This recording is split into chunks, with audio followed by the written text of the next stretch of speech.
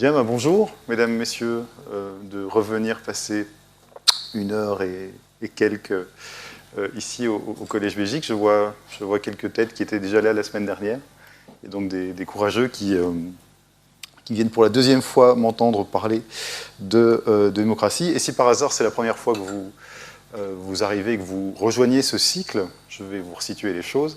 Nous sommes donc dans un petit cycle de 3 conférences, ceci est la deuxième, qui entend examiner la question de l'essoufflement de la démocratie, au départ de 3 thèmes qu'on pourrait identifier comme des périls de la démocratie. Ainsi, la semaine dernière, nous avons parlé de la nation et du nationalisme, comme premier péril assez évident. Aujourd'hui, on va parler de la finance et surtout de la dette. Et la semaine prochaine, on parlera du peuple. Le peuple, c'est un peu provoquant de le mentionner comme péril de la démocratie, mais l'idée la semaine prochaine, ce sera d'essayer de s'intéresser à la démocratie participative, à l'essoufflement des élections, au problème du tirage au sort, au fait que, voilà, il y a un souci dans la démocratie représentative entre le peuple et les gouvernants, que c'est inhérent à la démocratie depuis qu'elle est représentative, depuis les révolutions, et qu'il y a donc un souci à ce niveau-là. Et donc, sur ce triptyque, l'idée était aussi de faire correspondre 3 temps. Sur la nation, la semaine dernière, l'idée était de démontrer que, par le biais de la nation, la démocratie était mise en péril par quelque chose relevant du passé, relevant des coutumes, de la tradition. Et la nation, c'est ça, c'est une force, quelque chose d'extrêmement nécessaire, dans son sens contraire de contingent, d'extrêmement puissant, qui invite à un mouvement. Et la démocratie, en face de ça, peut être considérée comme fragile, parce qu'elle est contingence, elle est réglementation, elle est échéance. Elle n'est pas cette espèce de promesse que la nation lance et qui ne peut pas être réalisée, comme on l'a vu. La nation peut être vue comme une sorte de narcissisme collectif. La dette, comme on va le voir, le problème est plutôt axé sur l'avenir. Parce que, et notre époque on est une caractéristique, nous vivons une époque, les historiens le diront peut-être, où le présent phagocyte, mange et met en péril l'avenir. C'est valable sur la question des dettes publiques, comme on va le voir, mais c'est aussi valable sur la question de la plupart de nos défis environnementaux. La plupart des questions écologiques qui sont maintenant pleinement à l'agenda dans tous les partis d'ailleurs qui ont récupéré le sujet, c'est tout de même ça. Nous sommes en train d'utiliser une bonne partie de nos ressources. Nous sommes des cigales alors que nous aurions dû être fourmis. Et donc là, peut-être l'avenir nous jugera sévèrement, tant dans la manière dont nous léguons des dettes à nos enfants que de l'état dans lequel nous leur léguons la planète. Et la semaine prochaine, le peuple, c'est le temps présent, puisque c'est le présent irréconciliable, si vous voulez. C'est comment arriver à reconnecter pour de bon la démocratie et ceux qu'elle est supposée concerner au premier chef, à savoir les citoyens. Alors, pourquoi la finance et pourquoi la dette ? L'idée m'est venue lors du colloque qui explique un petit peu cette série de conférences. Comme vous le savez, je vous l'ai déjà dit la semaine dernière, il y a eu l'année dernière au printemps un colloque organisé ici à l'Académie qui s'appelait la démocratie enrayée, et où pendant 2 jours des économistes, des philosophes, des démographes, des penseurs du monde entier sont venus ici s'interroger sur le sujet qui nous occupe ici, chacun à leur manière. Et il y avait un exposé qui m'a beaucoup marqué, qui est celui d'un économiste belge qui s'appelle Paul Jorion, que vous connaissez sans doute parce qu'il a lui aussi un blog, il parle lui aussi beaucoup dans les médias, et je trouve qu'il a j'aime bien sa manière d'aborder les choses. Moi qui ne suis pas économiste du tout, c'est un des quelques économistes que j'aime bien lire et suivre parce que j'ai tout de suite l'impression de me sentir un peu moins idiot dans la discipline. Et il a fait un exposé assez passionnant en expliquant oui, la démocratie est enchaînée à la finance, et on a même des études, expliquait-il, pour le prouver. Il a fait état notamment d'une étude faite par l'université de Zurich, qui montrait que les principaux centres de décision du monde appartenaient à une poignée de personnes, une centaine, et qui travaillaient pour des conglomérats de très grandes entreprises. Et que le noyau de décision avait, de manière décisive, échappé un petit peu au pouvoir politique. Et donc, l'économie me passionne depuis toujours, alors que je n'y comprends a priori pas grand-chose. À l'école, je n'étais pas du tout un matheux, et quand j'entends des économistes parler, je suis toujours subjugué parce qu'ils m'ont l'air de parler d'événements et de choses extrêmement abstraites, mais avec une foi, une conviction, une assertivité que j'envie beaucoup. C'est quelque chose m'a toujours paru assez étrange. On arrive dans une période de temps où vous avez des représentants de sciences officielles. Notre dernier prix Nobel, par exemple, François Englert, il va vous parler avec beaucoup de pincettes du boson de Higgs, en gardant toujours l'idée que nous sommes dans quelque chose qui ressemble à une théorie, parce que la science est de s'assumer comme théorie et de jamais s'assumer comme vérité ou comme prétention à la vérité absolue, parce qu'on ne sait jamais, comme on peut trouver toujours un signe noir qui prouve que tous les signes ne sont pas blancs, eh bien, on peut toujours changer, sauter d'un paradigme à l'autre, comme l'explique Thomas Kuhn, qui a beaucoup travaillé là-dessus. Et donc, voilà, il y a une modestie de plus en plus forte des sciences exactes et une force de conviction de plus en plus affichée des sciences sociales et humaines qui est parfois impressionnante. Et quand j'entends des économistes parler et échanger en termes de cycles, et de voir qu'il peut y avoir des économistes qui ont des visions complètement différentes, ça fait parfois penser à ces débats du Moyen-Âge entre dominicains et franciscains. Vous les regardez, et le pire, c'est qu'il y en a souvent un ou deux qui ont raison. Il y a des économistes qui ont prévu la crise des subprimes. Il y a des économistes qui ont raison de nous inviter à imaginer les choses en termes de cycles. Et tout ça me fascine parce que, au fond, on a tout de même l'impression que l'économie repose surtout sur de la psychologie, surtout sur de la confiance. Et le monde dans lequel nous vivons, où l'économie est dématérialisée pour beaucoup. Moi, j'arrivais à suivre les cours d'économie politique quand on m'explique que plusieurs personnes doivent former une entreprise, mettre un peu de capital ensemble et que ça forme quelque chose. Parce que là, l'économie, l'argent qu'on injecte correspond à quelque chose de réel.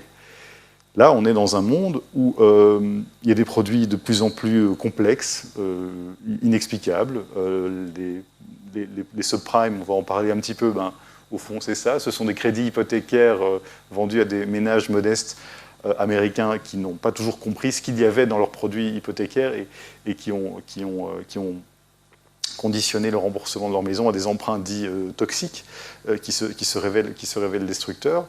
Vous voyez, vous vous souvenez peut-être de ces images des années 80, on voyait des salles de marché, des gens devant des ordinateurs en train d'hurler. Vous voyez, on voit beaucoup moins ce genre d'images, parce que pour la plupart, ils sont maintenant derrière des ordinateurs, et qu'ils utilisent des logiciels qui achètent ou qui vendent automatiquement une série de titres. Si le sujet vous intéresse, il y a un vrai sujet des algorithmes d'achat et de vente d'actions. Il y a des anecdotes célèbres de mini-crash qui sont provoquées parce qu'il y a un algorithme qui a pour mission, qui est programmé, on parle de programme informatique, qui a pour mission d'acheter et de revendre à plus bas prix telles actions de telle compagnie à tel moment, et ça provoque des crashs en série. L'intervention humaine diminue, même si elle est encore là la majeure partie du temps. Il y a un auteur anonyme qui a publié, si ça vous intéresse, 2 ouvrages, l'un qui s'appelle 5 et l'autre, l'un s'appelle 6 et l'autre 5, aux éditions Zone Sensible, et qui se met dans la peau d'un de ces logiciels. D'un de ces logiciels qui a pour mission d'être une sorte de sniper. Donc voilà, l'économie commence à devenir non seulement un casino, mais un véritable jeu vidéo, et donc c'est un sujet en soi de fascination pour moi. Et je me suis dit qu'aborder, parce que ce n'est pas possible d'aborder toute la finance, aborder la question de la dette a un intérêt à plusieurs titres. La question de la dette, comme peut-être beaucoup ici, c'est quelque chose qui m'a toujours paru très anxiogène. Quand j'étais petit et que je comprenais qu'en fait la maison, non, ne nous appartenait pas, elle appartient en fait à une banque qu'on doit rembourser, qu'on a reçu de l'argent, mais qui ne nous appartient pas tout à fait, qu'on doit le rendre, et qu'en plus il y a un intérêt, donc il y a une somme d'argent qu'on doit payer en plus de ce qu'on a emprunté et qui couvre le fait qu'on a pu l'avoir sans y avoir droit. Et donc le fait que la dette soit a priori un objet anxiogène, et surtout la crise de 2008, qui, comme vous savez, a été d'abord une crise des subprimes, puis une crise économique et financière qui a traversé l'Atlantique, qui est devenue une crise bancaire très très vite, par l'effondrement de la banque Lehman Brothers et par, je ne dois pas le rappeler ici, la situation dans laquelle se sont trouvés un certain nombre de pays de devoir racheter les actifs de banques en difficulté, ce qui du coup a provoqué une crise de dette et puis une crise de l'euro. Enfin, vous voyez le domino tel que nous l'avons vécu. Et tout à coup, cette crise de la dette, c'est intéressant parce que ça a mis en lumière le pouvoir destructeur que peut avoir une dette souveraine, alors que nous vivons avec des dettes monumentales depuis finalement assez longtemps, depuis la fin des 30 Glorieuses, depuis ce qu'on appelle la crise de 74. Et on ne le voit plus parce qu'on ne le ressent pas directement. Les dettes publiques, les dettes souveraines pèsent énormément sur les budgets de chaque État. Et donc, ça a l'air, on n'en parle pas souvent et ça a l'air relativement sans effet. Il faut savoir que dans un pays comme la France, par exemple, c'est le deuxième budget de l'État. Ça constitue 20% du budget de l'État, et c'est-à-dire c'est la première dépense publique après l'éducation nationale. Et la crise de 2008 a eu cette vertu tout à coup de rappeler que nous avions des dettes, qu'elles pouvaient nous coûter très très cher puisque les taux sont payés différemment en plus par pays européen, ce qui a coûté très très cher notamment à la Grèce, et qui a exposé d'une manière extrêmement violente que peut-être que l'Occident vit à crédit depuis maintenant beaucoup trop longtemps. Et que le fait de pouvoir vivre à crédit continuellement en remboursant les intérêts par un nouvel emprunt, et que la dette continue à conserver un poids aussi fort dans le budget, à tel point que dans un pays comme la France, mais je crois que c'est pareil en Belgique, si on n'avait pas du tout... si on ne bénéficiait pas du tout des emprunts, il n'est pas sûr que nous puissions faire fonctionner toutes nos dépenses publiques. Il y a quand même un problème. Et peut-être qu'il y a un problème entre la démocratie et la dette, puisque la démocratie repose sur l'idée relativement simple que les gouvernants doivent rendre le pouvoir, en rendre compte, et peuvent prendre tous les actes de décision possibles. Et donc ce ne sera jamais un gouvernement qui décidera de s'endetter, qui va devoir rembourser cette dette. Il la mettra toujours sur le dos des suivants, un peu comme une bombe qu'on se passe de main en main et dont on se dit que ce n'est pas très grave puisqu'elle n'est jamais supposée exploser. Voilà, moi je connais des gouvernements qui promettent qu'on réduira un taux d'endettement en dessous des 100%, ou qu'on réduira un déficit public en dessous des 3%, voire peut-être qu'on sera un jour de nouveau en équilibre, comme on l'est de temps en temps. Mais il n'y a pas de gouvernement qui est capable de vous promettre comme un horizon qu'il n'y aura peut-être plus de dette. Parce que ça semble irréaliste et impossible. Alors, qu'est-ce que donc que la dette? L'idée du petit exposé ici, je n'ai pas de réponse claire à cette question, je vous le dis tout de suite, puisque je m'y suis intéressé comme amateur, que je ne suis pas économiste, et que de toute façon, la philosophie consiste à transformer des réponses en questions, donc je me sens relativement à l'aise, mais je vais vous faire part de ce que je suis arrivé à trouver sur cette question. D'abord, c'est un objet volontairement ambivalent. Je me suis intéressé aux ouvrages de référence écrits par des gens qui n'ont pas de formation d'économiste sur la question, et je les partage avec vous. Il y a David Graeber, qui est un anthropologue américain, qui a sorti un ouvrage intitulé « 5000 ans d'histoire de la dette » assez récemment, en 2011, et il a été traduit seulement en 2013 ici en français, et c'est un best-seller. Il se vend très très fort, et donc c'est une brique aussi, qui vous raconte l'histoire de la dette, et c'est une histoire de l'économie que j'ai trouvée assez fascinante, parce qu'elle part de l'idée que la dette n'est pas ce qu'on croit. Et par ailleurs, il y a une Française, une philosophe, Nathalie Sarthou-Lajus, qui a consacré sa thèse à la dette, en y voyant un objet philosophique à investiguer. Elle a tiré de cette dette plusieurs ouvrages, dont un tout petit que je vous conseille si le sujet vous intéresse, qui s'appelle Éloge de la dette, et qui, elle aussi, en étant pourtant entrée à reculons dans le sujet, considère que la dette est une réalité anthropologique fondamentale qui désigne la situation première de l'homme dans son rapport à l'autre et au temps. Quant à David Graeber, lui, il a été assez vite intéressé par l'ambivalence du concept de dette qui, selon lui, est en grande partie la cause de sa force. Il écrit « Le fait même que nous ne sachions pas ce que c'est que la dette, la flexibilité de ce concept est le fondement de son pouvoir. » Alors, attaquons-nous pour de bons sujets. Commençons par le plus simple, ce que nous connaissons, ce que nous croyons connaître, à savoir l'approche économique. Est-ce que la dette est une invention purement monétaire? Alors, je vous parlais tout de suite de l'ambivalence de la dette. C'est vrai qu'il y a une ambivalence. A priori, une dette, c'est pas bien. C'est-à-dire, il y a un côté anomalie, ne serait-ce que dans le mot. Il y a quelque chose qui relève de l'inconfort.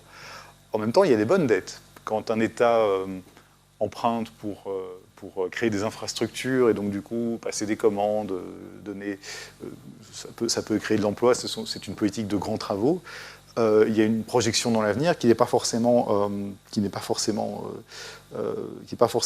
négative. Donc, est-ce qu'il faut attacher quelque chose de positif ou de négatif à la dette? Par exemple, croyance populaire morale très fortement ancrée qui dit que payer ses dettes, c'est bien, et ne pas être endetté, c'est encore mieux. Mais les métiers liés à la dette, les usuriers de jadis, les banquiers d'aujourd'hui, ont mauvaise presse, ont mauvaise réputation, encore plus depuis 2008, évidemment. Mais la croyance populaire, il y a le respect de la dette, si vous voulez, qui est combiné et qui est pourtant en opposition théorique avec le fait que ceux qui ont pour mission dans la vie, qui se sont donnés pour profession dans la vie de prêter de l'argent, ne sont que d'odieux profiteurs qui ne font jamais que prospérer sur des taux d'intérêt. Il y a un autre paradoxe qui est, même si on ne va pas énormément parler des dettes privées, mais tout de même, il y a je trouve qu'il y a une énorme différence de traitement entre les dettes privées et les dettes publiques. Il y a un journal qui titrait il y a 3 jours que la Belgique était un pays riche et un État pauvre. Et c'est vrai. Même si, évidemment, c'est différent d'un individu à l'autre, mais le patrimoine des Belges, ou des Européens de manière générale, même s'il y a de grandes inégalités, bien sûr, mais tout de même, de par le fait que nous soyons sortis de la révolution industrielle il y a 150 ans, que des patrimoines se constituent, se transmettent de génération en génération, les Belges, en eux-mêmes, globalement, ne sont pas du tout pauvres, mais leur État l'est. Et c'est la même chose pour à peu près la plupart des pays occidentaux. Et il y a là une différence de sentiment. Forcément, les dettes privées, le crédit hypothécaire qu'on a sur sa maison, sur un appartement ou un crédit à la consommation, on le ressent beaucoup plus vite sur soi, alors que les dettes d'État, comme je l'ai évoqué tout à l'heure, on n'en ressent pas les effets. Pourtant, nous les payons aussi. Nos impôts servent en partie à payer des intérêts de dette publique, mais tout ça est noyé dans le budget de l'État, composé de colonnes recettes, de colonnes dépenses, de choses que ni vous ni moi, pour la plupart, n'allons tous les jours vérifier et qui seraient de toute façon inaccessibles a priori à un profane. Mais il y a quelque chose de transparent là-dedans. Non seulement les gouvernements, transparent, je veux dire qu'on ne la sent plus, non seulement les gouvernements peuvent se transmettre le niveau de la dette publique de l'un à l'autre, mais les citoyens, a priori, sauf quand on tombe sur un gouvernement qui a décidé pour de bon de se désendetter, où là, théoriquement, ça peut faire très mal, mais a priori, le public ne sont pas très concernés par le niveau des dettes publiques. Pourtant, il y a tout de même, a priori, la conscience que la dette est quelque chose d'a priori pas normal, que c'est une anomalie budgétaire et qu'il faut essayer, en tout cas à titre privé et si possible à titre public seulement dans certaines limites liées à l'investissement, de ne pas être en dette ou peu être en dette. Et donc, ça vaut le coup, une fois qu'on a dit ça, d'essayer de se demander si un monde sans dette serait possible. Et vous verrez pourquoi tout à l'heure. En fait, on se rend assez compte, quand on fait le tour du sujet, que c'est sans doute pas possible et que c'est peut-être sans doute pas souhaitable. Parce qu'un monde sans dette, c'est aussi un monde sans beaucoup d'autres choses. Alors, sur les dettes souveraines, il faut faire un tout petit rappel historique qui explique peut-être en partie la situation dans laquelle nous sommes. La guerre, la fin de la guerre, 1945, le plan Marshall, le vrai, hein, celui que les États-Unis ont élaboré pour que les économies européennes se relèvent et se reconstruisent. Et 30 années, paraît-il, hein, quand mes parents m'en parlent, on dirait le paradis, 30 années visiblement d'une certaine prospérité, de quelque chose qui ressemblait au plein emploi, du fait qu'on trouvait de l'emploi facilement en sortant de l'école, de l'université. On a tellement d'emplois qu'on fait venir des travailleurs dans des conventions bilatérales, on les fait venir du Maroc, d'Espagne, de Turquie, de Grèce, d'Italie, bien sûr. Enfin bref, ça a l'air d'être... Tout roule. Les États qui avaient des dettes se désendettent massivement, notamment la France et la Belgique. Et bref, semble-t-il, c'était une période de rêve. Voilà, c'est aussi mai 68, sans doute parce que vous avez la conjonction entre une certaine prospérité qui donne, qui fait en sorte qu'une jeunesse qui voit l'avenir devant elle supporte de moins en moins des mœurs conservatrices, et donc forcément ça se tend et ça explose, mais ça reste encore un chaos relativement joyeux. Et c'est pendant ces 30 Glorieuses qu'on solidifie et qu'on ancre pour de bon les systèmes de l'État-providence. Les pensions, les mutuelles, donc tout ça évidemment en germe existait, mais on structure de manière profonde l'État-providence, puisqu'on a l'argent pour le faire, c'est a priori facile, et on est parti dans l'idée visiblement qu'il n'y a pas de raison que ça s'arrête. Et puis en 1974, la crise pétrolière arrive, là tout à coup, visiblement on passe du grenier à la cave. C'est l'époque des dimanches sans voiture qu'on ne fait pas. C'est marrant comme décalage dans le temps, qu'on ne fait pas pour des raisons écologiques ou pour rendre la ville aux citoyens, mais pour économiser de l'essence. C'est les plaques alternées, c'est l'instauration de l'heure d'été, il nous reste des souvenirs de cette crise. Et c'est les déficits qui commencent, c'est la fermeture des frontières aussi. C'est depuis 1974 qu'il n'y a en théorie plus de migration de travail dans ce pays. En tout cas, il n'y a plus de convention bilatérale et il devient très difficile d'émigrer pour des raisons de travail en Belgique, ce qui a engendré évidemment d'autres problèmes puisque les flux ont continué à arriver, mais ce n'est pas le sujet aujourd'hui. Et donc, on appelle ce qui arrive crise. C'est intéressant d'ailleurs parce que, si j'ai bien compris, nous sommes toujours dedans. Et on est dedans depuis tellement longtemps qu'il serait temps de commencer à se demander si ce n'est pas la période juste avant qui était exceptionnelle et peut-être anormale, et que c'est la période actuelle qui devrait être considérée comme une sorte d'étalon, ou en tout cas qu'il y a quelque chose qui cloche. Moi, depuis que je suis né, on me dit que c'est la crise. Ça commence à être long. Et dans le mot crise, bon, d'abord, ça marche avec un peu tout. Vous pouvez essayer la crise de l'enseignement, la crise de l'euro, la crise sociale, la crise culturelle, la crise... Prenez un sujet au hasard, mettez-y le mot crise et voyez si ça marche. Vous avez des chances que ça marche. L'idée de la crise, c'est une projection qui consiste à dire ça ne va pas durer longtemps. Nous ne savons pas en face de quoi nous sommes, mais ça a forcément une fin et donc il faut tenir le choc. Mais parfois c'est le cas et parfois pas. Hein. Il est possible que Louis XVI, à qui on annonce la prise de la Bastille, se dit que c'est une crise. Il est possible que le capitaine du Titanic qui vient de heurter l'iceberg se dise que c'est une crise. Et pas forcément des changements de paradigme profonds. Donc voilà, c'était un petit aparté sur le mot crise, mais qui depuis lors, j'avoue, me fait souvent sourire quand je l'entends dans une actualité qui ne lésine pas à l'employer.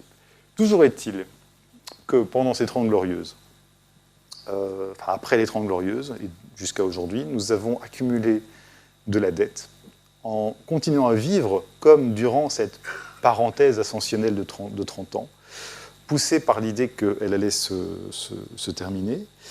et forcément ce qui a généré des emprunts continuels, en se disant que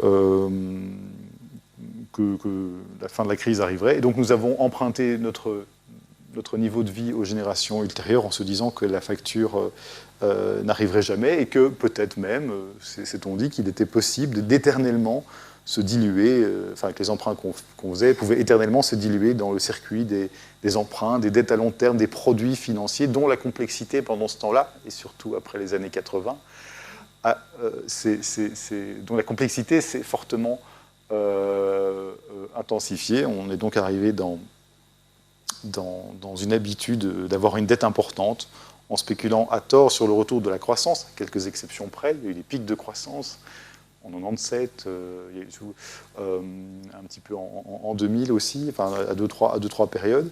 Mais globalement, on n'a pas utilisé ces périodes-là pour se désendetter massivement. Et donc, on a continué à se passer la bombe en se disant qu'elle n'allait jamais exploser. Et elle a prouvé en 2008 qu'elle pouvait exploser. Et qu'à un moment, lorsqu'il y a une maille un maillon du système qui fait défaut, que quelqu'un ne peut plus payer, un système à la Madoff, hein, finalement, eh bien, tout le reste tout peut s'écrouler en domino, ce qui a révélé la fragilité d'un monde complètement régi par la confiance. Et ça, on y reviendra tout à l'heure. Un monde où finalement, ceux qui ont le plus de pouvoir sont ceux qui ont fait de la confiance leur business. Je pense aux assurances, je pense aux agences de notation, je pense à ces nouveaux oracles qui ont visiblement une correspondance avec l'avenir que le commun des mortels n'a pas et qui peuvent parfois faire des prophéties autoréalisatrices en disant que comme la Grèce ou n'importe quel autre pays va très mal et que nous allons lui retirer son A, son B, son C, et lui mettre une perspective négative, et bien forcément, elle entraîne la Grèce de facto ou les autres pays dans la chute, en poussant les investisseurs immédiatement à s'en dégager. Donc on crée par la parole. Alors, si on en reste à l'aspect monétaire et économique, on ne peut pas avancer très loin sur la question de la dette. Il faut donc aller plus loin. Dans les adages, dans les proverbes courants, on sent bien que la dette est fortement liée à la nécessité d'être payée, que c'est une question d'honneur. On doit toujours payer ses dettes, dette d'argent, dette d'honneur, etc. Il y a donc une morale qui est jamais très loin. Une sorte de morale universelle qui met la confiance au centre du jeu et qui fait un très fort amalgame entre le concept de dette et le concept de faute. En français, par exemple, on dira de quelqu'un qui est en prison qu'il paye sa dette vis-à-vis de la société. Il y a déjà un peu ce sens en français, hein, de la dette et de la faute, évidemment. En allemand, c'est pire encore, parce que le même mot, Schuld, signifie à la fois faute et culpabilité. De quoi comprendre, par exemple, l'intransigeance de Mme Merkel vis-à-vis des pays d'Europe du Sud. Et quand on cherche d'où ça vient, on tombe assez rapidement sur Nietzsche, le philosophe allemand qui, dans la généalogie de la morale, s'est intéressé à cette question et a écrit ceci. Donc il s'intéresse au fait que la dette est souvent synonyme de péché ou de faute. Lui, il pense que cette similarité ne doit rien au hasard. Et il invite quelque part à renverser la perspective et à se dire que ce sont les sentiments moraux, tels que le devoir ou la faute, qui dérivent d'une économie primitive entre un créancier et un débiteur. Il écrit « Les généalogistes de la morale ont-ils jamais entrevu jusqu'ici, ne serait-ce que vaguement, que le concept de Schuld, faute, par exemple, concept fondamental de la morale, remonte au concept très matériel de Schulden, dette. » Donc, il invite à se poser la question, est-ce que c'est l'œuf ou quel est l'œuf et quelle est la poule entre la dette et la faute? Est-ce que ce qui a été premier, c'est une sorte de marché sur lequel on a mis des considérations morales, ou est-ce que c'est la morale qu'on s'est mis sur laquelle on a greffé une considération commerciale? pour compliquer les choses, même si la dette, a priori, mauvaise presse et ressemble à quelque chose qui ressemble à une faute et à un péché, on le verra aussi tout à l'heure, avec l'essor du capitalisme, elle a aussi un sens de libération. C'est-à-dire qu'on a considéré à un moment, Adam Smith, en tout cas c'est son argumentation, on le verra, que la dette avait quelque chose de très positif, puisqu'il s'agissait de monétariser et de quantifier des obligations qui avant n'étaient pas du tout. Quand par exemple, vous étiez un vassal qui devait obligation à son suzerain ad vitam, eh bien, vous aviez une dette aussi, mais qui était inquantifiable et donc éternelle. Et que la monétarisation des dettes, en permettant leur quantification, permettait d'échapper à ce système. Et donc, quand on s'y intéresse, on se rend compte que la dette est un concept qui dépasse de très loin le domaine de l'argent et qui puise ses racines dans des tréfonds bien plus diversifiés. En fait, la dette comme concept de vie semble avoir tout simplement toujours accompagné les êtres humains et il se retrouve à peu près dans toutes les traditions.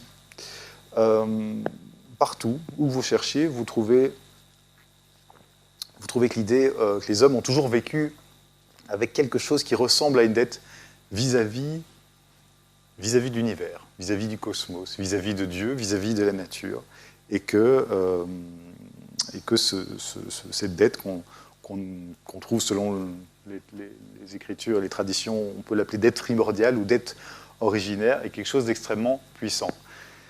Dans le judéo-christianisme, qui est notre univers culturel, à nous par exemple, saint Augustin nous explique, parle à Dieu en interpellant dans ses confessions, qu'avons-nous que nous n'ayons point reçu de vous.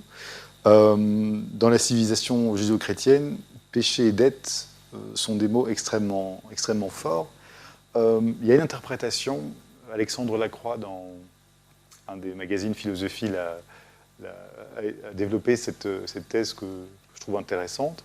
Il y a une interprétation qui pourrait dire que la dette est une invention occidentale, que la vie a été contractée auprès de Dieu par les Juifs, peuple élu, échangée par le Christ, rédempteur contre la culpabilité, et finalement convertie par l'éthique protestante en capitalisme financier, comme aurait dit Max Weber. Vous allez voir que ce n'est pas si idiot.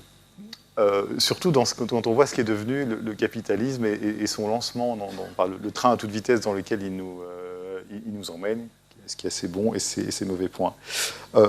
Mais c'est vrai que le christianisme a toujours été ambivalent sur la question de la dette, même au sens purement moral. Les écrits des apôtres sont remplis d'invitations à ne pas tenir de dette et de registre, tendre l'autre joue, tout ça.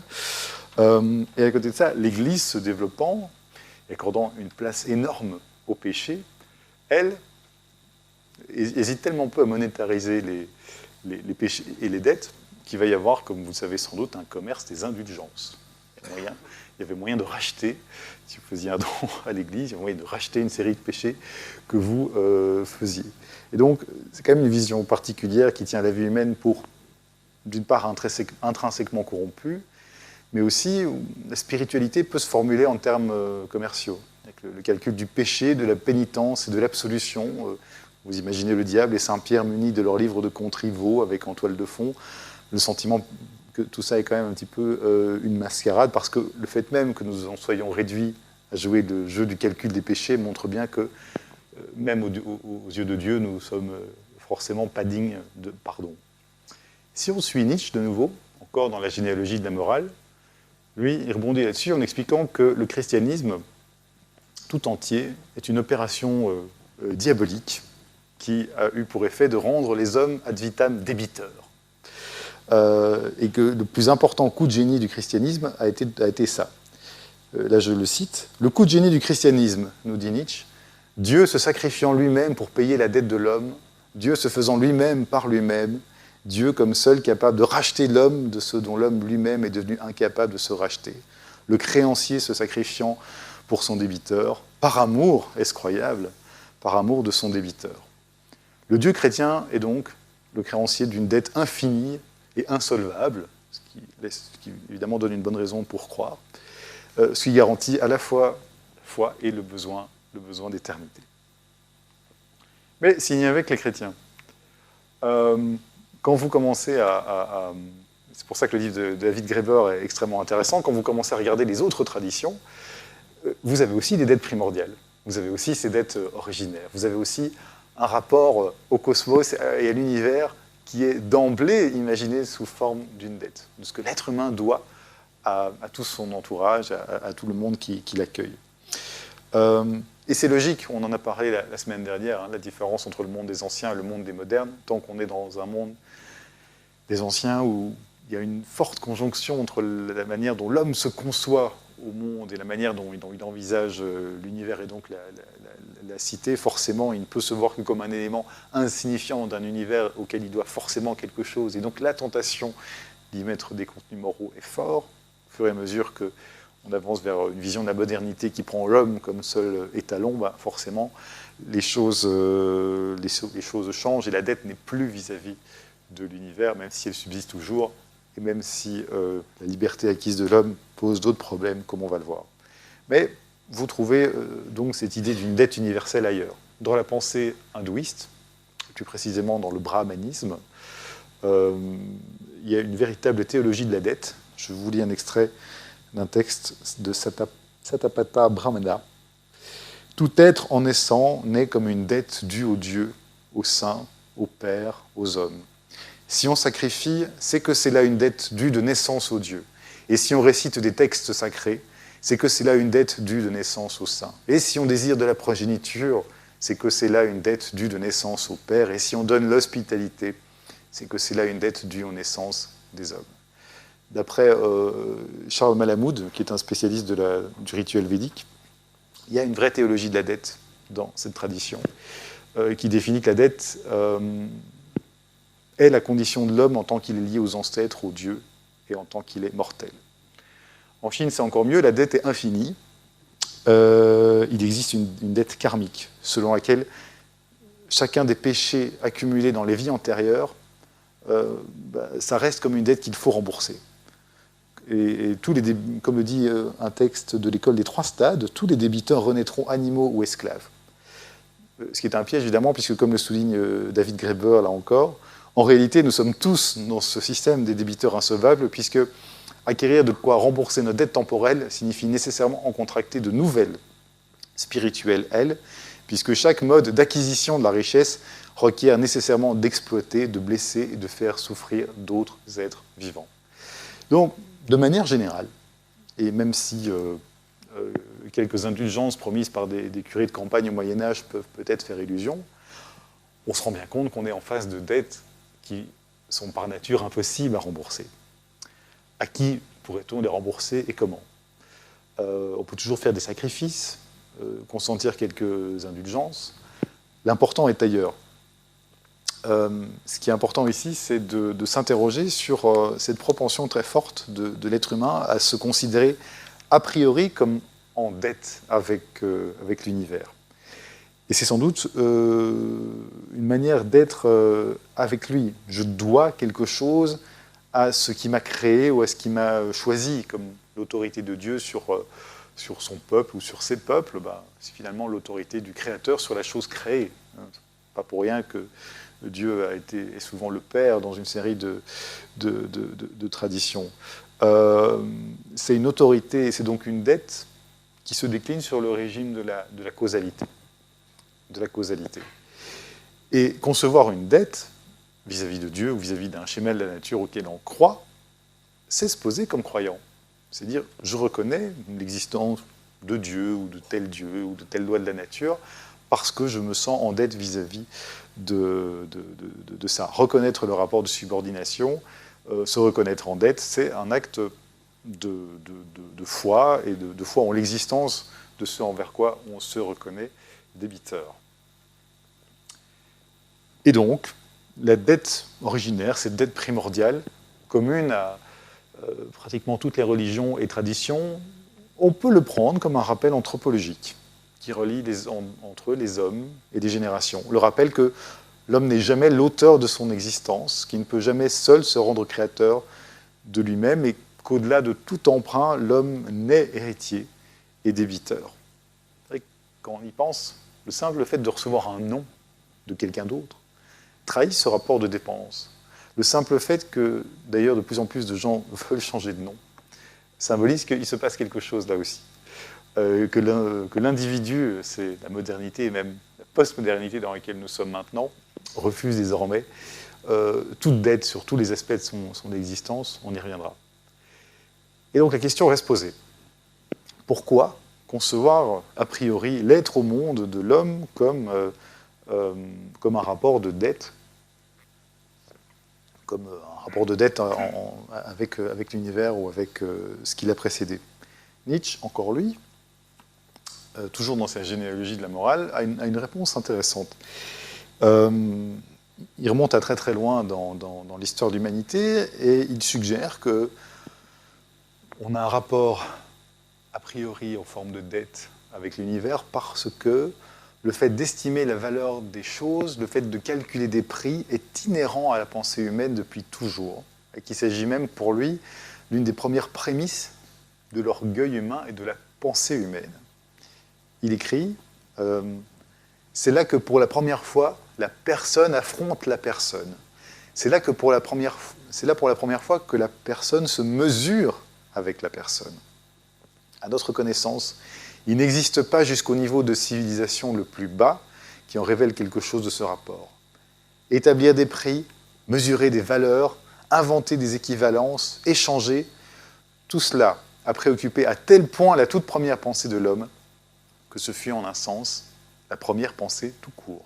C'est là qu'apprend à s'exercer la plus ancienne espèce de perspicacité, là que pourrait se situer la naissance de la fierté humaine, du sentiment de préséance sur les autres animaux, son sentiment de supériorité sur les autres animaux. Donc, pour lui, il s'agit là d'une expérience fondatrice de l'humanité elle-même. Quand on va voir chez d'autres philosophes, comme chez Fichte, par exemple, on a parlé la semaine dernière sur ces histoires de discours sur la nation allemande, mais il est aussi très connu pour avoir aussi imaginé un état de nature dans lequel deux hommes qui ne se connaissent pas et qui se rencontrent pour la première fois et qu'il nomme Alter et Ego, essaient d'imaginer par quels moyens ces deux hommes ne vont pas tout de suite s'entretuer, ne serait-ce que par la peur de l'autre. C'est d'imaginer le premier degré de civilisation qui va faire en sorte que j'établis une communication minimale avec l'autre, qui ne soit ni un acte d'agression, ni un acte de soumission. Et donc,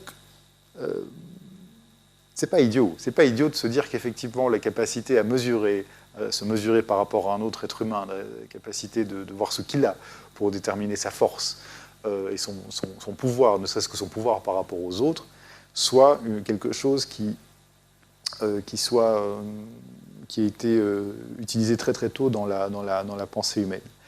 C'est une analyse utile parce qu'elle révèle que si nous supposons au départ que la pensée humaine est fondamentalement une question de calcul commercial, que la société humaine repose sur l'achat et la vente, alors ça paraît logique que quand nous commençons à penser notre relation avec le cosmos, c'est-à-dire avec le reste, nous la pensions aussi en termes de dette. Mais il ne faut pas forcément le voir d'une manière triste ou d'une manière amorale. Il y a aussi dans cette économie de la dette primordiale quelque chose de l'élan, quelque chose qui pousse à une genèse qui peut être positive des rapports sociaux. Nathalie Sartou, la Juste, dont je vous ai parlé, elle écrit « Cette économie de la dette participe aussi à un processus culturel violent et sélectif dont le but est de faire de l'homme un être doué de mémoire, capable de tenir promesse, un être responsable qui sait compter et sur lequel on peut compter. » Donc le fait même que la pensée humaine, dans ses prémices, puisse être liée au fait de pouvoir calculer, mesurer les choses, donne aussi une responsabilité éthique à l'homme très tôt, celle de pouvoir promettre et celle de pouvoir être à la hauteur des capacités qu'il utilise. Et donc, s'il y a une dépossession originelle qui est la marque d'un manque, ça ne condamne pas au manque. Le manque provoque le désir. Et la dette originelle, elle provoque aussi l'élan d'accomplissement. On pourrait faire une analogie avec les avancées de la psychologie sociale concernant les nourrissons. Vous connaissez sûrement Winnicott, et vous connaissez sans doute aussi Axel Honneth. Donc Winnicott a beaucoup étudié le rapport mère-enfant du nourrisson, et c'est intéressant. Nous explique-t-il, le nourrisson ne comprend pas tout de suite qu'il est une personne indépendante de sa mère. Donc il est au départ dans un univers où il ne fait pas la différence entre lui, sa mère, le monde extérieur. Et l'élément par lequel il va prendre conscience de sa propre existence n'est pas une sorte de cogito cartésien, il va se dire « coucou, je suis là ». Non, c'est le fait qu'il va s'apercevoir que sa mère ne répondant pas tout le temps à ses sollicitations, et donc pas tout le temps à sa volonté, il va s'apercevoir qu'il y a un monde extérieur en dehors de lui. Et il va comprendre l'existence du monde extérieur avant de comprendre la sienne à rebours. Et donc, il y a, enchaîne le philosophe allemand Axel Honneth là-dessus, quelque chose de fort, puisque le nourrisson nouveau-né doit, pour se construire, se séparer de sa mère dans quelque chose qui reste une lutte qui correspond à quelque chose de violent, avec tout de même une nostalgie d'une fusion originelle. Et voilà, qui continue à avoir quelque chose d'assez violent, parce que le rapport entre le nourrisson et la mère, c'est dedans que se joue au départ la question de la différence entre la dette et le don. L'enfant a besoin d'un mur contre lequel se construire. Et l'amour maternel est évidemment à la fois un ensemble qui vous propulse et un mur contre lequel vous devez pouvoir vous construire. Et il y a, quand on parle de dette, il y a un grand problème, un grand sujet avec la famille, avec ce qu'on pense qu'on doit à ses parents, ou ce que les parents pensent que leurs enfants leur doivent. La famille peut être vue comme un des tout premiers systèmes de dette et de dons. Il est intéressant de se pencher sur les auteurs qui se sont intéressés à ça. Kafka a écrit une lettre à son père, une lettre au père, où évoque-t-il le fait de faire des choix différents que celui que son père voulait pour lui, a provoqué chez lui un profond sentiment de culpabilité.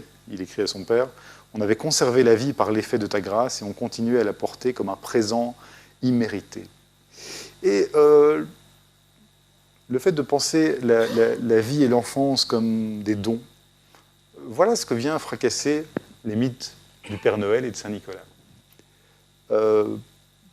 C'est très sérieux. Un chercheur américain, un certain Godbout, a enquêté là-dessus et s'est aperçu que, peut-être, je le cite, peut-être que ces premiers cadeaux faits aux enfants se veulent une répétition et un rappel du don de la vie qu'ils viennent de recevoir, matrice de tout don sans retour, ce don qu'on ne peut que transmettre. Les cadeaux du Père Noël sont comme les ombres de ce don primordial. C'est vrai qu'il y a ça qui est chouette pour les enfants à qui vous faites un cadeau qui vient prétendument de quelqu'un qui est extérieur à eux, qui est extérieur à leur famille. C'est que ce don est complètement gratuit. Il ne réclame même pas la gratitude que l'enfant peut avoir vis-à-vis de ses parents. C'est vraiment la répétition d'un don qui serait originel et sain et spontané. D'où le deuil que peut-être des enfants font lorsqu'ils apprennent que ces personnages n'existent pas et que ce sont en fait leurs parents, et qui est un vrai deuil. Parce que le fait de tout à coup de voir... les cadeaux du Père Noël, si vous voulez, on pouvait les recevoir comme des dons gratuits, sans demande de retour. Tout change dès le moment où il faut remercier papa et maman, car on entre dans un circuit de dons et de dettes qui nécessite à tout le moins un minimum de gratitude. Et donc, ça nous amène de la dette primordiale aux dettes anthropologiques. Il est incontestable que stricto sensu, au moins biologiquement et moralement, nous devons quelque chose à ceux qui nous ont précédés.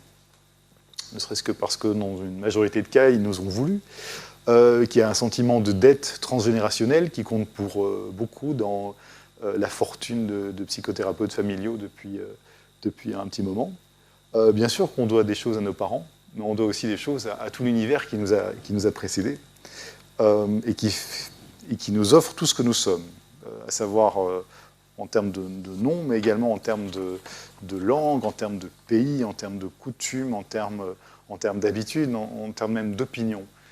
Nous arrivons dans un endroit qui existe et qui est déjà là.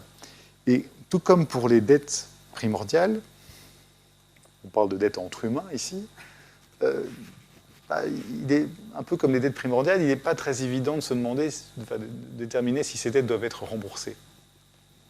Par exemple, la dette entre parents et enfants. Même si les parents se plaignent régulièrement de ce que leurs enfants leur coûtent, personne ne s'imagine un jour devoir rembourser leurs parents.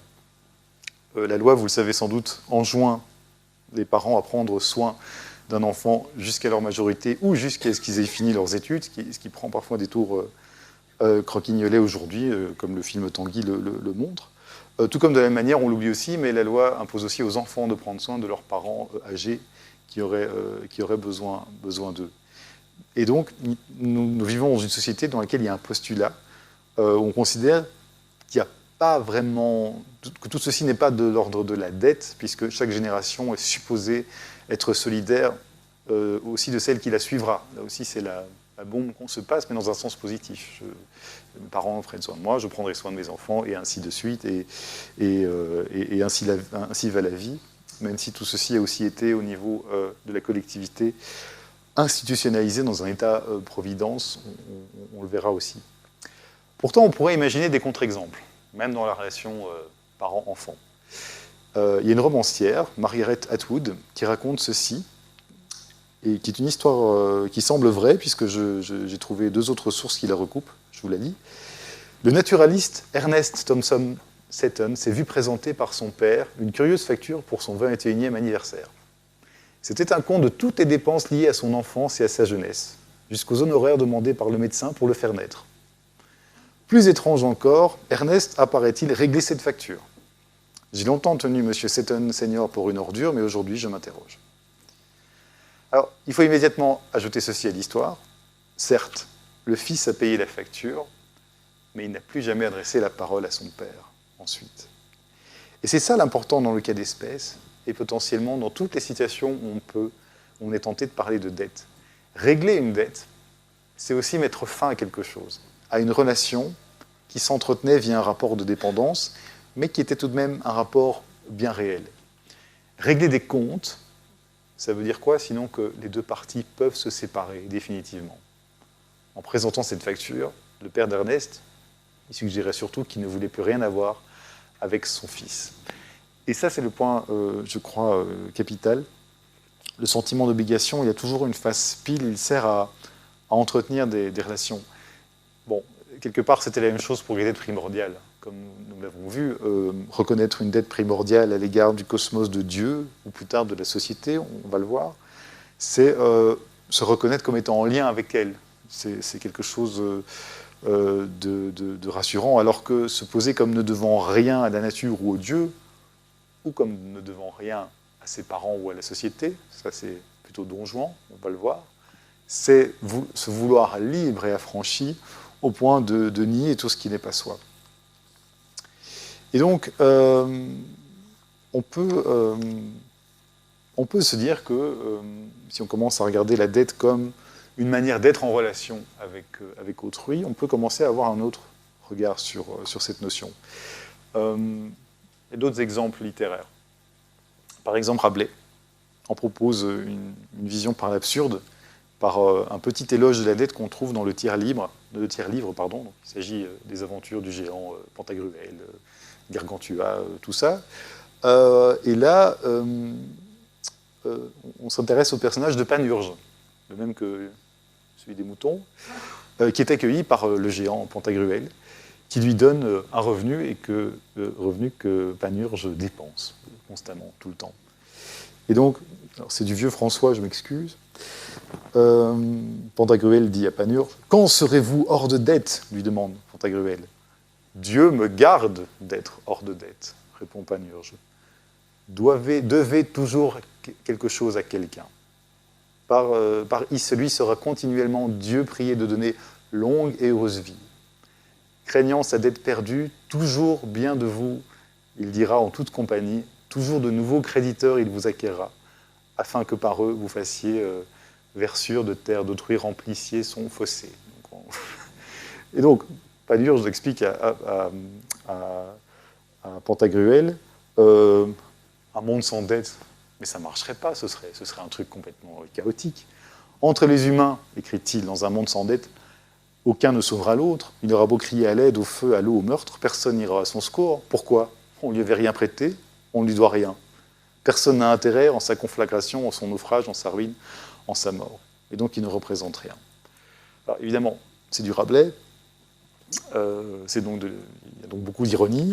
Il se moque évidemment d'un monde où tout devient, il commence à avoir une tendance à devenir marchand, mais c'est tout de même assez bien vu dans le lien entre la manière dont on est en dette et dans la manière dont il y a une sociabilité par laquelle les hommes qui ont des dettes les uns envers les autres prennent soin les uns des autres, et où, à contrario, un monde expurgé de toute dette serait un monde statique d'individus isolés et sans interaction. Et donc on peut se demander si, au-delà de l'ironie rabelaisienne, si le fait d'être en connexion avec ses semblables n'est pas la nature même de la dette. On peut encore trouver une opposition, une illustration de l'opposition entre le don et la dette dans Le Marchand de Venise de Shakespeare. Vous connaissez peut-être l'histoire. Il y a un certain Antonio qui est un marchand riche, mélancolique, vénitien, et qui dépense sans compter pour ses amis. Et il a évidemment un ami qui dépense sans compter pour lui, un certain Bassanio, qui contracte un prêt auprès d'un usurier juif, un certain Shylock. Et Antonio se fait caution de ce prêt qui est extrêmement risqué. Bien sûr, ce n'est pas dénué de l'antisémitisme ambiant, puisque comme par hasard, le méchant usurier est juif. Mais ce qui est intéressant, c'est que la pièce repose entièrement sur l'opposition entre le don et la dette, puisque le héros, le marchand de Venise, est quelqu'un qui prête évidemment sans intérêt à son ami, Antonio, et qui est le héros, et qui se donne il se donne lui-même quelque part. C'est une ostentation un petit peu christique du sacrifice qu'il fait pour ses amis, et il se met en avant, et c'est une manière pour Shakespeare de mettre en avant une civilisation du don par rapport à une civilisation de la dette. Et donc, puisque nous parlons du don, il y a un anthropologue célèbre, Marcel Mauss, qui a écrit en 1923 un essai sur le don, bien sûr, c'est de là que vient, je crois, la croyance que le troc aurait précédé l'économie, ce qui est une théorie qui est battue en brèche aujourd'hui. En tout cas, il y a des pour et il y a des contre. Mais ce qui est sûr, il s'est intéressé très fortement aux sociétés primitives, surtout en Polynésie et en Mélanésie. Il a trouvé des systèmes d'échange, de dons, qui sont distincts du troc en tant que tel. Où la finalité de la transaction n'est pas la possession ou la consommation de biens, mais la transaction elle-même et le type de confrontation interpersonnelle qu'elle permet. Puisque si vous recevez un cadeau, si vous ne jouez pas le jeu en donnant un autre, vous vous exposez au déshonneur, ce qui entraîne une économie assez intéressante, puisqu'il y a une surenchère. On vous toujours donner, peut-être ça avec des amis quand vous vous invitez à dîner mutuellement. il y a une surenchère, et jusqu'à ce qu'au moment, il y en a un qui fasse un truc moins prestigieux que l'autre. Et on peut illustrer que les dettes servent à créer du lien social par le biais de la réciprocité, par un exemple anthropologique récent. Il y a une anthropologue, Laura Bohannan, qui est allée s'immerger dans la communauté Tiv du Nigeria rural. Elle reçoit des cadeaux à son arrivée. Elle reçoit très précisément 2 épis, une courgette, un poulet, 5 tomates et une poignée de cacahuètes. Elle ne sait pas quoi en faire. Comme évidemment c'est une professionnelle, elle remercie et elle note dans un carnet ce qu'elle a reçu. Puis elle se fait petit à petit adopter par 2 femmes, qui permettent d'essayer de grappiller des informations pour savoir ce qu'il est d'usage de faire, et elle apprend ce qu'elle est supposée faire. bien sûr, elle est supposée rendre quelque chose en retour. Mais il y a une subtilité. Si on a reçu des œufs, par exemple, on n'est pas tenu de rendre des œufs, mais on doit apporter quelque chose de valeur à peu près comparable. On peut même donner de l'argent. Ce n'est pas un problème, ce n'est pas impoli. Pourvu qu'on le fasse au bout d'un certain temps, et surtout, dans le cas des œufs, qu'on n'apporte pas le prix exact des œufs, ou le même nombre d'œufs. Ça doit toujours être un petit peu plus ou un petit peu moins. Ne rien apporter du tout, ce serait se poser en exploiteuse ou en parasite, mais apporter l'équivalent exact serait suggérer qu'on ne veut plus avoir le moindre rapport avec la personne qui vous a fait le don. Et donc, cet anthropologue, Laura, a constaté l'existence d'une ronde ininterrompue de cadeaux dans laquelle personne ne rend jamais l'objet qu'on lui a donné. Et donc, chaque don est une invitation au contre-don, au mouvement, où on sent bien qu'effectivement, l'important ici n'est pas les objets eux-mêmes, mais les relations qu'elles permettent de créer. Et c'est vrai que si on y réfléchit, on trouve des fossiles, des réminiscences de ça dans une série de nos codes de politesse. Ces petites dettes que nous ne remboursons pas totalement et qui rendent possible la relation, eh bien, elles existent dans le monde moderne et il suffit d'observer le langage. Si on me dit « Voudriez-vous bien me passer le sel, s'il vous plaît ?» Le « s'il vous plaît » provient étymologiquement de l'idée que ça pourrait ne pas me plaire de passer le sel. Ça vise à rappeler que j'ai le choix. Je pourrais refuser de passer le sel. C'est quasiment inimaginable, mais je pourrais refuser de passer le sel. Et on me rappelle le « s'il vous plaît » pour neutraliser le rapport de force qu'il y aurait s'il n'y avait pas le « s'il vous plaît ». Parce que le « passe-moi le sel » tout court vise à dire j'ai un rapport de subordination, passe-moi le sel. Le « s'il vous plaît » est un rappel que vous pourriez dire non, même si vous ne le ferez pas. Et l'échange « merci » de rien indique l'idée que cette microscopique dette est immédiatement effacée, qu'on ne va pas l'enregistrer pour plus tard et la tenir dans une sorte de grand cahier imaginaire. Ce serait rigolo d'ailleurs. Non, je ne vous passe pas le sel parce que vous m'avez refusé une priorité en 1987. Ce serait évidemment pas tenable. Mais donc, voilà, nous vivons avec ça pas depuis tellement longtemps en fait, nous dit David Graeber. D'après lui, c'est une innovation récente. Là, je le cite.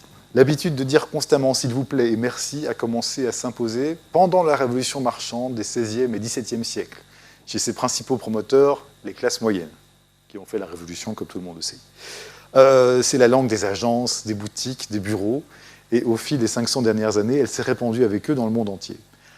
Alors, je ne dis pas que David n'a pas tort, mais je pense surtout que ce qui fait la généralisation et la solidité de ces codes de politesse, c'est qu'ils neutralisent les rapports de force et qu'ils facilitent les échanges. Si quelqu'un n'utilise pas ces codes, qui peuvent sembler absurdes étymologiquement, platement parlant, il pourrait donner l'idée qu'il attend, qu'il prend vraiment note des relations, merci s'il vous plaît, qu'il prend vraiment note et que donc vous pourriez devoir lui rembourser un jour quelque chose. Et c'est ça qui est potentiellement impoli parce que ça remet en vigueur un potentiel rapport de force dans lequel, oui, les dettes comptent. Et cela nous ramène à l'idée qu'il y a un réseau de mutualité et de réciprocité commun à la société, la politesse, le code de la route. Je ne cède pas la priorité parce que je ne laisse pas passer quelqu'un parce que lui va me laisser passer un jour, mais parce qu'on le fait tous, enfin, on est peut-être, et que du coup quelqu'un d'autre va un jour me laisser passer, c'est ça l'idée. Il n'y aura pas de réciprocité immédiate parce qu'on se considère que, parce qu'on n'y pense plus et qu'on considère qu'on est dans un continuum et qu'on sait bien quelque part en offrant des priorités, on maximise les chances que les conducteurs soient de plus en plus courtois les uns avec les autres.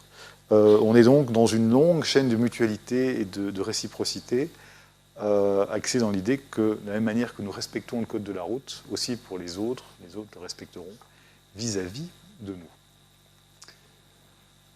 Ce qui nous amène à la dette monétaire, parce que vous pourriez me dire, ce petit voyage sur les dettes est intéressant, mais comment est-ce qu'on passe de ces dettes primordiales et de ces dettes anthropologiques à des dettes qui deviennent monétaires ?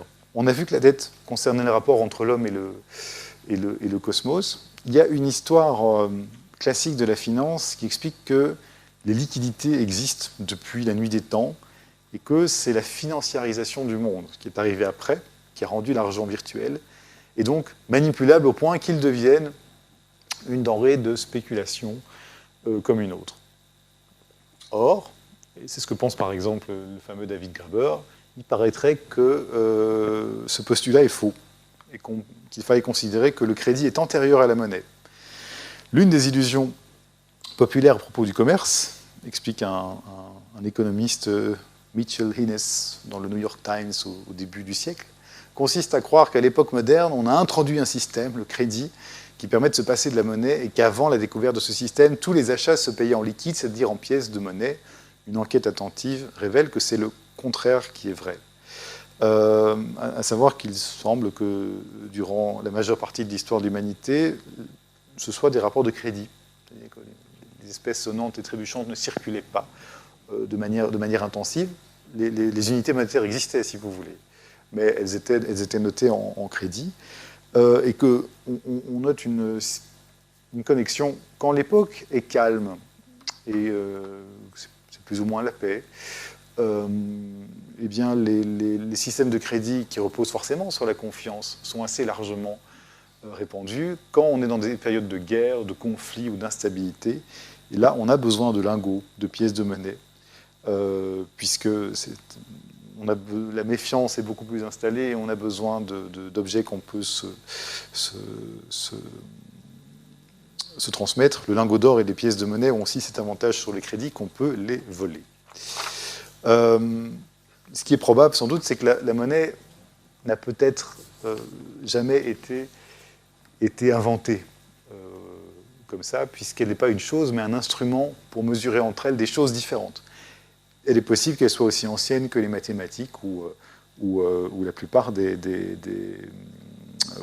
fruits de la pensée humaine. Et il est aussi vraisemblable que même lorsque les monnaies circulaient peu, comme au Moyen-Âge, des dettes existaient sous forme d'obligations et de services rendus. D'abord, le système le permettait très facilement. Le monde médiéval, les rapports entre suzerains et vassaux sont essentiellement des rapports d'obligation entre les uns et les autres, selon des longues chaînes hiérarchiques. Vous connaissez ça. Les obligations ont toujours servi aux puissants pour se constituer des cours, des réseaux de partisans et d'obligés.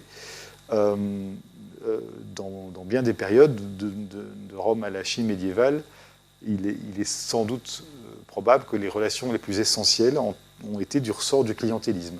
Toute personnalité riche et puissante était entourée de larbins, de flatteurs, et le clientélisme est une conséquence logique de systèmes où les individus finissent par se mesurer par leurs échanges de biens et l'estime qu'ils doivent pouvoir se mesurer les uns vis-à-vis des autres. Et c'est amusant de se dire qu'à l'époque moderne, l'invention du capitalisme se voulait rupture avec ça, se voulait une sorte de libération de ces anciennes obligations dérivées des coutumes, des traditions du monde médiéval. Le capitalisme se voulait libération des anciennes servitudes.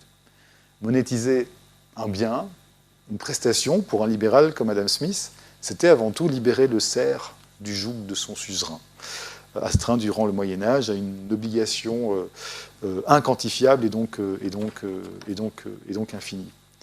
Le capitalisme se voulait rupture avec tout ça. Nathalie Sartou-Lajus explique « La société de marché représente une opportunité de libération de la dette, qui substitue à ce système d'obligation des dispositifs régulés par des prix et selon lesquels personne n'est contraint de vendre ni d'acheter. » Et donc l'argent est vu à ce moment-là comme une libération, puisque nous passons de dettes de vie non mesurables entre vassaux et suzerains à des dettes mesurables pour partie de vie. Et donc Smith, peut-être dans une certaine forme d'idéalisme teinté de religion, imaginait un monde où tout ça se régulerait gentiment. C'est la fameuse main invisible, là je vais vous citer du Adam Smith. Ce n'est pas de la bienveillance du boucher, du marchand de bière ou du boulanger que nous attendons notre dîner, mais bien du soin qu'ils apportent à leurs intérêts. Nous ne nous adressons pas à leur humanité, mais à leur égoïsme. Et ce n'est jamais de nos besoins que nous leur parlons, c'est toujours de leur avantage. il n'est pas le seul à avoir avancé ce genre d'idées. Il y a Kant et son insociable sociabilité, par exemple. Donc l'idée que les pulsions et les contre-pulsions de l'homme s'équilibreraient, que si chacun y va avec son propre intérêt, eh bien, il y a moyen de contribuer à l'effort de tous. Mais il est possible que, sans doute Smith n'a-t-il pas imaginé que, pour suivre leurs intérêts, certains spéculateurs joueraient aujourd'hui sur le cours de matières premières ou créeraient des produits financiers incompréhensibles. Peut-être que le capitalisme de Smith fonctionne tant que l'argent n'est pas lui-même une marchandise. Donc peut-être que, de même que nous avons assisté à la fin de l'utopie du socialisme organisé du communisme, on assiste à la fin de l'utopie capitaliste par le fait que, en roue libre tout seul, quelque part, ça ne marche pas. Et ça ne marche pas, sans doute parce que la pensée capitaliste de l'époque avait... Max Weber a écrit l'éthique capitaliste du protestantisme, comme vous le savez.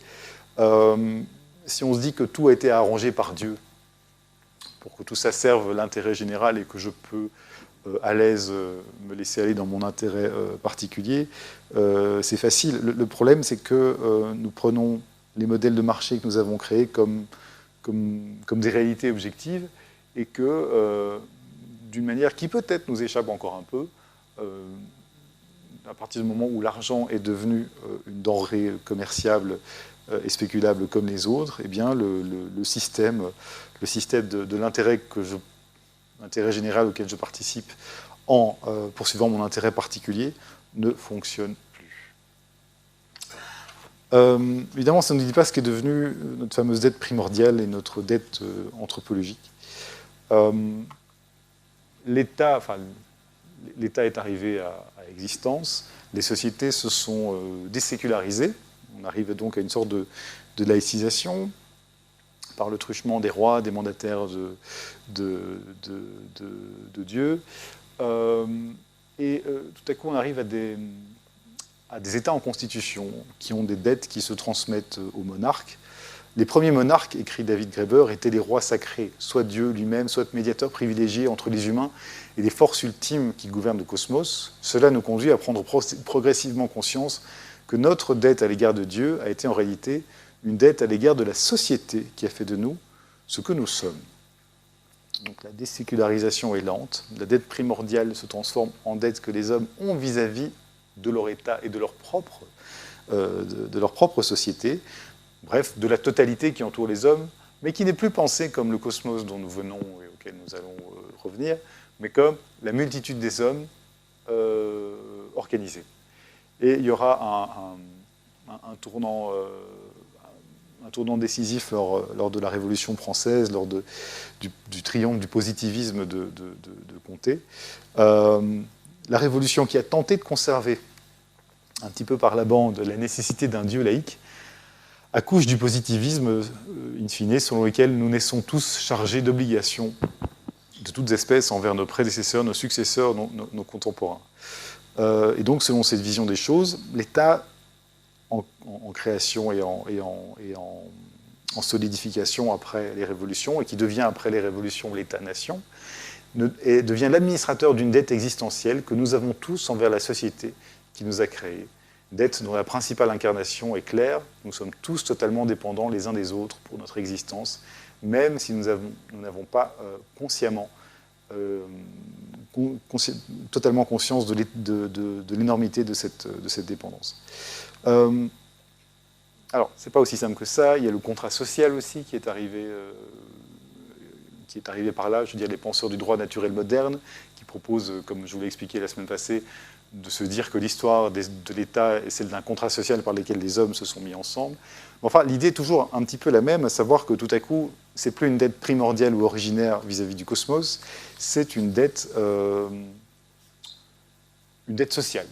Donc la sociologie qui commence à prendre son envol, Durkheim, Buisson, Marie-Claude, enfin bon, beaucoup de gens commencent à imaginer un concept de devoir social ou de dette sociale que les êtres humains ont les uns vis-à-vis des autres, surtout XVIIIe et XIXe siècle marqués par la révolution industrielle, par la prolétarisation et par le fait qu'il paraît de plus en plus légitime de demander à l'État d'avoir une intervention active et de considérer qu'il est en dette du bien-être de ses citoyens. C'est ainsi qu'apparaissent la notion de solidarité, qui apparaît comme une notion moderne de compromis entre les droits de l'homme de la première et de la seconde génération. Il faut assumer à la fois l'autonomie des consciences et l'organisation des hommes envers les autres.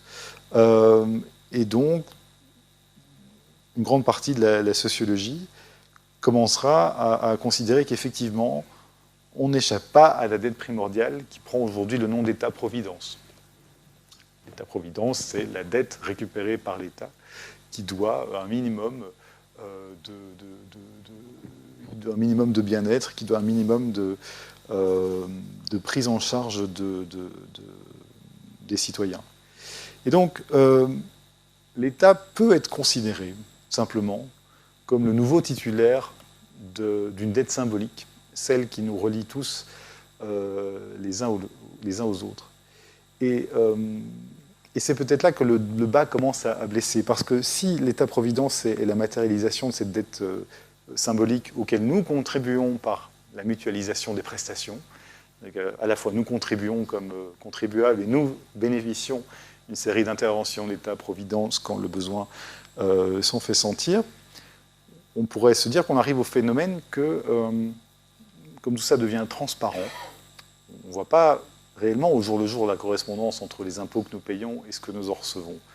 Et on commence à entendre, enfin, la plupart des partis, nous sommes en période électorale, ne remettent pas en cause le système lui-même, mais ils ont tous une interprétation différente de la limite. Tout le monde est d'accord qu'il faut contribuer selon ses moyens et qu'il faut recevoir selon ses besoins, mais voilà, qui doit contribuer un peu plus, qui doit recevoir un peu plus ou un peu moins, c'est la majeure partie du débat politique. Et ce qui n'empêche pas d'entendre des discours individualistes de plus en plus forts qui visent à être dans un refus de cette dette, à se dire moi je contribue à l'État et je ne devrais pas, l'État ne me doit rien, et donc il est légitime que je fraude fiscalement, socialement, je retire mes billes quelque part. Et je retire d'autant plus facilement que ce système me semble un grand système D dans lequel chacun se débrouille, les dirigeants pour commencer. Et donc, ça, c'est le positionnement d'un Don Juan. Pourquoi d'un Don Juan ? D'un Don Juan parce que nous sommes dans une époque... Bon, la modernité s'est construite autour de l'individu, ça je ne vous l'apprends pas, et même par la prédominance de l'individu. Il faut imaginer qu'il y a des époques, des systèmes, des civilisations où ce n'était pas l'autonomie de conscience, où ce n'était pas le moi-je, où ce n'était pas la liberté qui était la première denrée. Nous pensons l'être humain avant la communauté, nous pensons les droits avant les devoirs. Déclaration des droits de l'homme, on n'aurait pas à l'idée de déclaration de devoir. Nous sommes très jaloux de la liberté que nous avons conquis, et nous avons, à côté de ça, une vision de la solidarité à laquelle nous tenons. Bref, l'homme moderne, il est affranchi. Il est tellement affranchi que dans les années 80, il y a une figure qui a maximisé l'homme moderne affranchi de tous, c'est le self-made man. Affranchi de toute dette. L'homme qui s'est fait soi-même, qui doit absolument rien à personne. Créature conceptuelle des années 80 et de la finance dérégulée, et qui offre une incarnation très concrète, presque christique, d'un être humain qui prouve qu'il est possible de se créer soi-même. Une figure qui n'a pu apparaître qu'à partir du moment où ce n'est plus la transmission héréditaire, mais le mérite de chacun qui décide de sa position sociale. Le self-made man, c'est le Messie annoncé par la modernité, de l'homme délivré, certes des traditions et des religions, mais aussi de toute dette, fardeau ou obligation, quel qu'en soit le prix. D'ailleurs, ne pouvons-nous pas, à loisir, quasiment tout changer de ce que nous sommes ? On peut lutter contre les affres du temps, on peut changer de sexe, on peut changer de vie du jour au lendemain, on peut changer de nom, on peut tout essayer, on peut essayer l'affranchissement total. Et c'est intéressant de noter qu'à côté de ceux qui se réfugient dans l'identitaire, qu'ils soient idéologiques, religieux, philosophiques, il y a aussi une tentation de s'affranchir de tout et de n'avoir aucune autre identité que celle de sa propre liberté. Mais la liberté, c'est un peu comme le Graal, c'est une coupe, mais qui est vide, et qui n'apporte peut-être pas assez suffisamment de contenu en tant que tel. Et donc, cet individu qui est plein, orgueilleux de sa propre liberté et qui dénie toute obligation vis-à-vis non seulement de l'univers, lui il a réglé la question de la dette primordiale depuis longtemps, mais aussi vis-à-vis de ses semblables, donc il a aussi liquidé la dette anthropologique ou dette sociale, eh bien, il y a deux auteurs qui s'appellent Sarah Kaufmann et Jean-Yves Masson, qui ont eu l'idée de lui adjoindre le personnage de Don Juan, dans un très bel ouvrage qui s'appelle Don Juan ou le refus de la dette. Donc, Don Juan, vous connaissez l'histoire. Au départ, c'est un mythe. Il y a une pièce de Molière et il y a l'opéra de Mozart, mais au départ, c'est un mythe, popularisé par les deux œuvres que je viens de citer essentiellement et par une série d'autres. Dans tous les cas, Don Juan est une sorte de... il est désir permanent de transgression. Il se perd dans un jeu de masques. C'est un fugueur. Il fuit ses dettes, mais il fuit aussi toute relation, pas seulement sentimentale, il fuit aussi ses relations familiales. Et Don Juan ne se reconnaît de dette vis-à-vis de personne. Ni père, ni femme, ni serviteur. À aucun d'entre eux, il n'offre la reconnaissance de la moindre dette, de la moindre obligation, parce qu'il refuse... il refuse la loi, quoi. Il refuse la loi telle qu'elle s'incarne dans le visage de l'autre, et il refuse en particulier la loi du père. Là, je cite les auteurs. Don Juan a tout fait pour ne pas ressembler à son père et pour rompre la continuité d'une lignée qui l'engagerait avant même qu'il ne soit né. S'il ne veut pas être digne de son père, c'est qu'il veut être digne de lui seul, il veut respecter un seul contrat, non pas signé avec son nom, mais avec lui-même. Don Juan voudrait, tel Dieu, être sa propre cause. On revient au self-made man, et ne devoir rien à personne d'autre que son père. Donc, la fameuse dette impayable, transmise par le parent, le père qui plus est, Don Juan la refuse. Et le père symbolique, c'est d'ailleurs le dénouement, puisque pour ceux qui connaissent l'histoire et surtout l'opéra, c'est la statue du commandeur, le père qui revient, qui vient mettre un terme à la carrière de Don Juan comme rappel de la loi, à laquelle finalement, dans l'opéra, on n'échappe pas. Donc le personnage de Don Juan, c'est une allégorie de l'individu qui aspire à se libérer de la dette et se retrouve aux prises avec le fantôme du père, face à la statue du commandeur, dans la situation négative de l'antique état de dette. Et donc, le Don Juan contemporain, celui qui prétend éviter toute dette et regarde d'un œil méfiant toute dette possible, même la dette qu'il pourrait avoir vis-à-vis de l'État-providence, il est sans doute en partie en chacun de nous, forgé par l'individualisme et le libéralisme qui nous ont donné les libertés civiques premières, qui nous ont délivré des servitudes de l'Ancien Régime, mais qui peuvent aussi nous menacer par un vide sous forme de kaléidoscope d'images, d'identité et d'appartenance à choisir. Et donc, on parlait au début de cette conférence de la Belgique, pays riche, État pauvre, et donc du fait que niveau dette privée en moyenne, il ne faut pas trop s'en faire pour les Belges, mais que niveau dette collective, c'est une catastrophe.